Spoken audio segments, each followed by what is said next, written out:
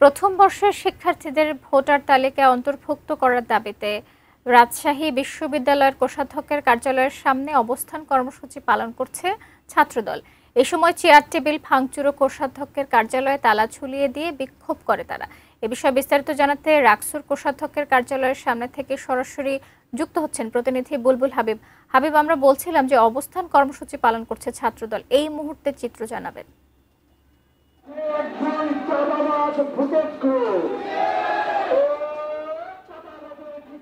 শাকিলা, আসলে শাকিলা যে আপনার সকাল 9:30টার দিকে রাজশাহী বিশ্ববিদ্যালয় ছাত্রদল তারা এই রাকসুর যে কোষাধ্যক্ষ কার্যালয়, যেখান থেকে আসলে মনোনয়নপত্র বিতরণ করা হচ্ছিল গত কয়েকদিন ধরে, সেখানে সকাল 9:30টার দিকে তারা অবস্থান নেয় এবং অবস্থান নেওয়ার এক পর্যায়ে 10:30টার দিকে তারা আসলে কোষাধ্যক্ষের কার্যালয়ের ভিতরে যে চেয়ার টেবিল ছিল, যেখান থেকে আসলে মনোনয়নপত্র বিতরণ করা হচ্ছিল, সেই চেয়ার টেবিলে ভাঙচুর চালায় এবং ভাঙচুর করে তারা আসলে এই কোষাধ্যক্ষের কার্যালয়ের যে প্রধান ফটক রয়েছে সেখানে তারা তালা ঝুলিয়ে দেয়। এখন পর্যন্ত তালা ঝুলানো রয়েছে এবং যেহেতু শিক্ষার্থীরা, ছাত্রদল দাবি করছে যে 2024-25 শিক্ষাবর্ষের 5,000 শিক্ষার্থী রয়েছে যারা নতুনভাবে ভর্তি হয়েছে বিশ্ববিদ্যালয়ে, এবং তারা রাকসুর যে ফিটাও কিন্তু তারা প্রদান করেছে। ফলে এই ফি প্রদান করার পরেও তাদেরকে যে ভোটার তালিকায় অন্তর্ভুক্ত করা হবে না, সেটা তারা আসলে মানে না। সেজন্য তারা এই অবস্থান কর্মসূচি এখানে নিয়েছে এবং রাজশাহী বিশ্ববিদ্যালয় ছাত্র দলের যিনি সভাপতি রয়েছে সুলতান আহমেদ রাহি, তিনি কিছুক্ষণ আগে ঘোষণা দিয়েছেন যে রাকসুর প্রথম বর্ষের শিক্ষার্থীদেরকে, এই 5,000 শিক্ষার্থীদের অন্তর্ভুক্ত ভোটার তালিকায় না করা হলে আমরা নির্বাচনে যাব না এবং নির্বাচন হতে দেওয়া হবে না। সেই জায়গা থেকে এখন পর্যন্ত মনোনয়নপত্র যেহেতু উত্তোলন বন্ধ রয়েছে, আপনার 11টার দিকে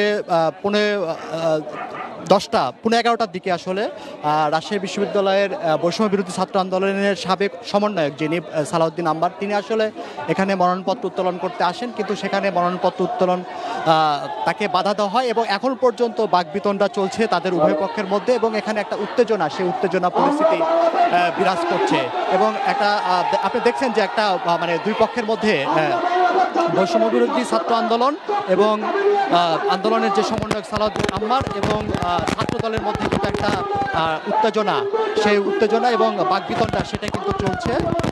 তো যেহেতু এই ধরনের পরিস্থিতি একটা তৈরি হয়েছে, একটা ঘোলাটে পরিস্থিতি তৈরি হয়েছে এবং এই পরিস্থিতির কারণে আসলে নির্বাচন হবে কিনা সেটা নিয়ে এক ধরনের অনিশ্চয়তা দেখা দিয়েছে। আমরা রাজশাহী বিশ্ববিদ্যালয়ের যিনি প্রধান রিটার্নিং কর্মকর্তা ডক্টর শেথাউর রহমান, তার সাথে কথা বলেছিলাম। তিনি বলেছেন যে প্রথম বর্ষের শিক্ষার্থীদেরকে ভোটার তালিকায় অন্তর্ভুক্ত করতে সমস্যা নেই, কিন্তু সেজন্য নতুনভাবে তফসিল ঘোষণা করতে হবে। এই যে তফসিল রয়েছে সেই তফসিলে তাহলে নির্বাচন করা সম্ভব হবে না, নতুনভাবে তফসিল ঘোষণা করতে হবে।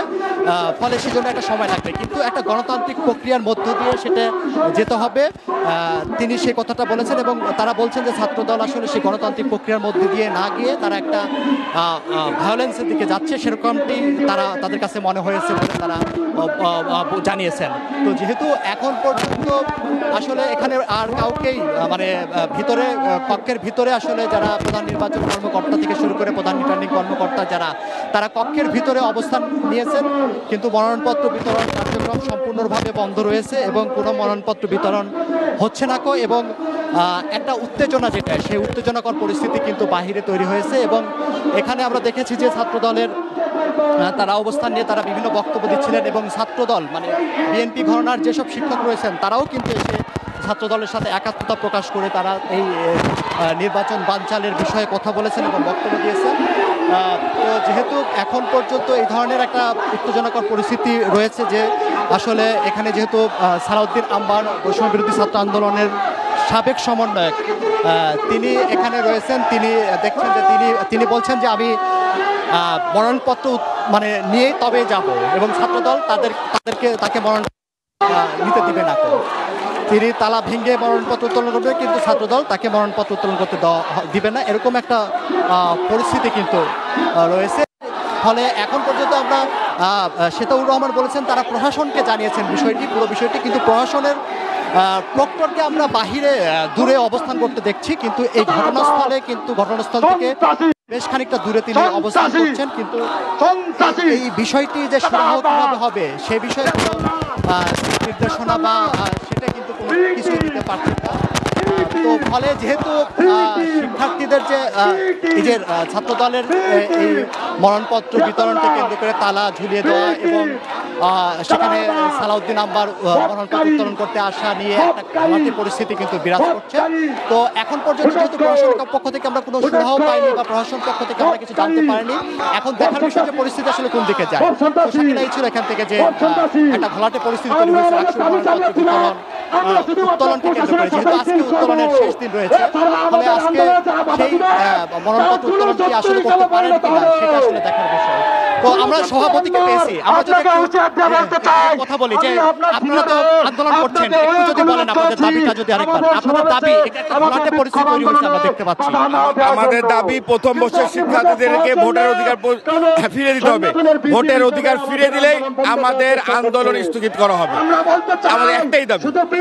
যদি মানে প্রথম বর্ষের শিক্ষার্থীদেরকে অন্তর্ভুক্ত না করে সেক্ষেত্রে কি আপনারা নির্বাচনে যাবেন কি না? রাজশাহী বিশ্ববিদ্যালয় ছাত্র দল সকলের গণতান্ত্রিক অধিকার এবং তাদের ভোটের অধিকার ফেরতের বিষয়ে আপসহীন।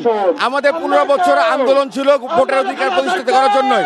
তাই আমরা বিশ্ববিদ্যালয় প্রশাসনকে বলবো যে আপনি যেভাবে প্রহসনমূলক নির্বাচনের আয়োজন করেছেন, এই সমন্বয়কদেরকে জিতানোর জন্য যে কারচুপি করেছিল তার প্রতিফলন হলো আজকে এই আন্দোলন।